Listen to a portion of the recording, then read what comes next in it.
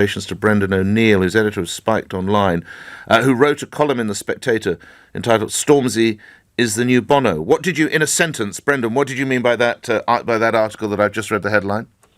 I meant that he has become a rather boring, patronising, pontificating figure who is constantly telling the rest of us what we ought to be thinking, and I think it's become rather dull. And is that what we're witnessing again here, in your view?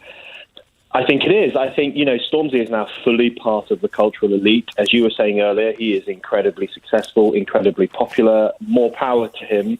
But because he's become part of the cultural elite, he has bought into this idea that Britain is a racist country. That's what people in the cultural elite tend to think. That's what, the rather snobby inhabitants of that world tend to think about the rest of the country. We saw it coming from the Remain camp. We saw it coming from much of the anti-Boris camp. This idea that the country is full of racists. It's not true. Britain is a far less racist country than most other European countries. We are a very tolerant country. And I think actually the accusation that there are so many racists in this country has become a form of elitism. It's a way of separating yourself from ordinary people and saying, well, I'm better than them. That's the great irony of this so-called anti-racism. And I think Stormzy is now playing that game. And what of the reports, and I think many of them were discredited subsequently, that after Brexit there was a high increase, there was an increase in the number of racist incidents, although in some cases, of course, they were found to be disproven. What was the overall conclusion of that?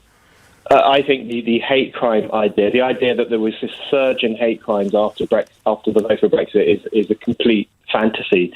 And in fact, if you look at how hate crimes are reported in this country, it is completely and utterly subjective.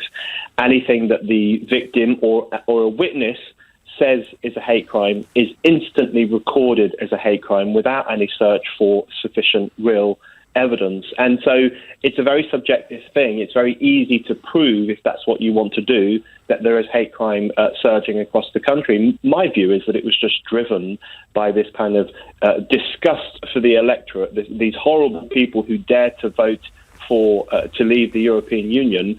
And so a story was created that these stupid people had unleashed hatred across the country. I think it was another example of the elites looking down their nose at ordinary voters. Lastly, presumably, we're going to hear a lot more like this from Stormzy then, aren't we? Because he's a very young man. We've got decades of this to come, probably.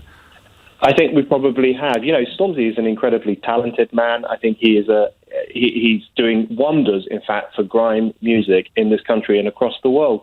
The problem is that he has the great irony is that he's now so loved and adored by the chattering classes and by the media elites and by the Corbynist left, but I actually think they're going to do him some harm because they're making him respectable. They're making him the role model for right-on young people. And I think actually Stormzy himself should take a step back and think, do I really want to be the mouthpiece for that kind of elite section of society?